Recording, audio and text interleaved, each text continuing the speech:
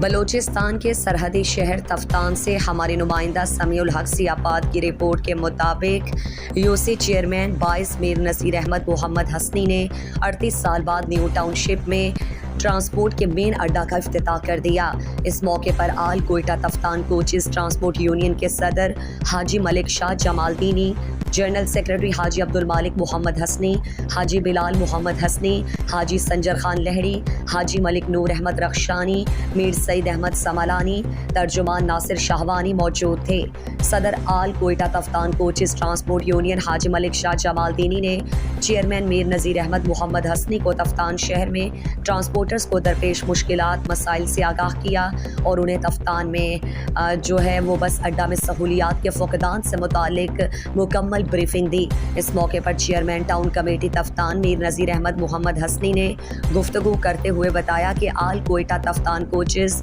Transport union کی جانب سے نیو ٹاؤن شپ میں ٹرانسپورٹ کے بس اڈا کو آباد کرنے کے فیصلے کو سراہتا ہوں اور ٹرانسپورٹرز کی جانب سے اس اقدام کو ایک بہترین اور دانشمندانہ فیصلہ قرار ہے۔ ٹرانسپورٹ کی بس اڈا منتقل ہونے سے علاقے میں روزگار کے نئے مواقع پیدا ہوں گے، بازار میں ترقی اور خوشحالی آئے گی اور ٹرانسپورٹرز کو سہولیات کی فراہمی، صفائی ستھرائی کے لیے بھرپور اقدامات کیے جائیں گے اور بس اڈا میں عوام کے لیے سہولیات کی فراہمی کو یقینی بنایا جائے گا اور تمام وسائل بروئے کار لائیں گے۔